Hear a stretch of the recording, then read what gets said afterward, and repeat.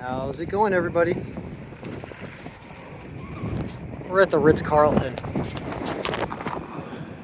in Laguna, Niguel, Laguna Beach area. We're going down a big hill that I'll probably slide down. So let's go slow. Because this is not about me getting hurt and going fast. Nobody cares about fast video, I found out. People don't even like nice video. People want to see bad video. Turns out that everybody really wants to see me down at Skid Row, according to YouTube, and roaming around the worst neighborhoods in the country instead of the most picturesque views in the country. Well, I can do a balance of the two. And also, on these trips that might be, I guess, less of what you want to see, more of what I want to see, we could talk about some other things. So I'm going to turn these rollerblade videos into kind of podcasts as well.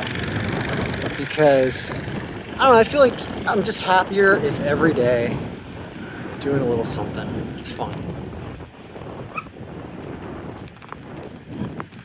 And so, we don't mind doing it. Hey, dogs. Hey there, doggies. So, I mean, this is unbelievable, right? So the Ritz-Carlton actually allows you to come here and park for $1 an hour and enjoy this just criminally beautiful area, right? It's just so awesome. I mean, it's beautiful today. It's nice. Still in the 70s here, like at 11 something a.m. I think, here on the West Coast. Now, let's get to talking. It's like, they've basically set up a bike path for you, right? The Ritz-Carlton's up there. And you can walk up there, you can go get food, you can do whatever. After parking for $1, even if you're not staying at the Ritz-Carlton, there's nothing wrong with it. And just kind of take in this view essentially as a gratuity of coming here, right? So anyway, all right, let's talk. A lot of things to discuss. So something that hasn't really ever happened to the YouTube channel happened with the video at Skid Row. So I decided to go skate Skid Row in LA because I'd heard it's such a bad neighborhood, right? And I was like, all right, well, I want to check it out because there really aren't any neighborhoods that are so bad that I won't go to for the most part. And so I checked it out, and it's the second time I'd been there, but the first time I'd been there outside of my car. And the response was like, everybody was like, wow, that was interesting. And it was interesting, and I didn't realize how interesting it was until I went back and watched it, because it didn't seem like all that much when I was rollerblading through it. I actually was kind of like, all right, this is just people on the street. I didn't feel unsafe. I felt like it was a little chaotic, especially toward the end, but I was like, all right, well, there's a lot that actually could be done here. I have a million ideas about how to take an area of the country. They're in such close proximity to downtown Los Angeles, to take that area and to turn that into something awesome, to make Skid Row actually a destination that people would want to go to. And it's just a step-by-step process. And so I will go back there reasonably soon. I don't know if I'll do it this week because I'm doing some traveling, but I will be back in the area, and I'll probably do it like next week. And I'll go through there and I'll start to map out exactly what I'm talking about. What it involves is new robotics, okay? It involves new infrastructure, right? So essentially you've got an area that has the connections and the resources to the rest of the grid and the pipeline and the sewage system all within the area, but the area has been overtaken or overrun by what you would say is an undesirable situation of essentially, a close proximity to the word lawlessness is what comes to mind, at least to a certain degree. And, that can be exemplified by a couple things. Like when you're here in Laguna Beach, or the city of Laguna Beach, I believe it's actually a fine to ignite a cigarette outside or try to smoke or something like that. Something that's not necessarily illegal, you'd think of, right? A cigarette is not illegal, but in Laguna Beach it is. And it's because they keep this area extremely clean. And you don't want it, polluting the environment. You don't want, just random cigarette butts going into the ocean and stuff. Don't want any of that. So they make it actually illegal and a fine And I hope I don't trip over anything I can't see in here. Anyway, so, all right. So, well, in a place like Skid Row, you don't have laws like that. I mean, cigarettes are definitely not illegal on Skid Row, right? So what do you do in an area like this? Well, number one is cleanliness and sanitation and sanitary conditions, all right? Sanitary conditions are extremely important. And the first thing that came to my nose when I was in the area was the smell of urine and feces. That was overwhelming. Well, this is, fortunately or unfortunately, it's actually fortunately biologically, all human beings do have to defecate, do have to urinate. It's part of how we operate. So to not have those resources available in an area that is filled with tents and people that are living outside without, we're gonna turn around, without, I'm gonna go back to the beach, without access to the plumbing and the cleanliness that they need.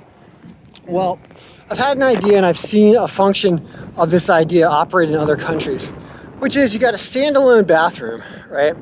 That not only is it, available for you to use and you can pay for it like a quarter or something like that, but it's self-cleaning. So it's connected to the grid, it's connected to the piping, and you basically go in there. It gives you a few minutes to do your thing. Like it's on like a 5-minute timer or something, but you're allowed to go in there, and you can even have it like somewhat recorded so that people can't vandalize the thing. But it's essentially like a half robot, half bathroom. You're not thinking about your raw porta potties.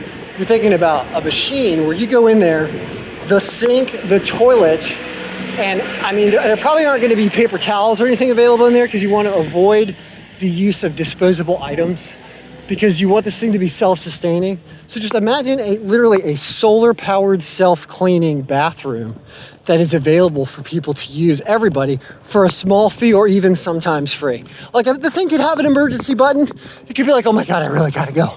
And it'll open up for you. Like it's not going to hate you. It's for the benefit of all of us because it is a natural, obvious need to contain all of that residual that is created by human beings.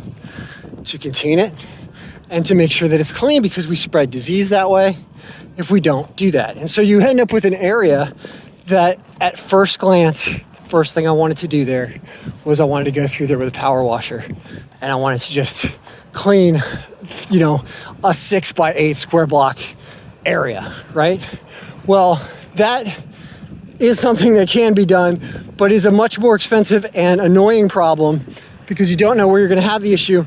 But if you start littering the entire area with these self-cleaning, automatic robotic porta potties of the 22nd century right here, or the 21st century, essentially, if that's what you do there, then all of a sudden you start creating an area where everybody thinks of Skid Row as the place where you can go to the cleanest bathrooms on the planet. All right, that's the kind of funny thing that you can do by taking advantage of an area that has a ton of resources. They're so connected to the sewage and the piping and the electrical. Everything's already there. You just got to call up Miss Utility and get underneath the concrete there and start installing these things and connecting them right to the area. Hey there, doggies again. Right to it. You could have this up and running in under a month. All right, and you can start generating some income by making these things cost a quarter. I mean, you think the people down there don't have a quarter? When they're going and begging for change, that's all they got. So they're going to use that to go to the bathroom. Yeah, they're probably going to try to shoot up heroin inside the bathroom, but there are other things you can do to prevent that. And what people are going to use this restroom for, other than using it as a restroom and cleaning themselves like they should, are unfortunate consequences of where you're going to be placing it. But it will be good to monitor what happens there. You can actually, the way that you send that through the sewage system, you can then start taking samples of that and finding out what diseases are prevalent in the homeless community. If you're calling that the homeless community, you could just call it the Skid Row community, or whatever's going to be there. So there becomes additional advantages to controlling the sanitation issue in essentially a lawless area. So it's about automating the procedure. It's about keeping it clean. And it's about giving people a place to go, right? That's number one. That doesn't cost a lot of money, all right? Not a ton of money, it really doesn't. You're talking about thousands and thousands of dollars, and you're going to be generating income from these porta potties, which are robotic porta potties or whatever, that you can charge for people to use as well. Because who doesn't need a bathroom, right? I've paid to go to the bathroom in other countries. It's fine. I know the currency ain't worth crap compared to the American dollar most of the time, but it's still okay. I still don't mind doing it. But like just running around and having to pretend to buy something at Starbucks to go to the bathroom in your city all the time is ridiculous. And it was never more obvious than when you were looking through Skid Row and seeing that the human waste issue is number one on my list because it hits my nose first. Right? Let's go to the top of the Ritz. No, let's not. Let's not do that, actually.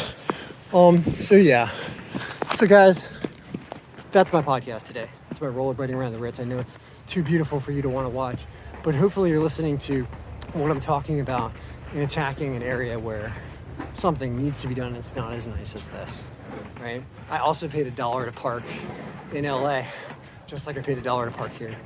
Different experience. So anyway, that's the Rollerblade USA today. See ya.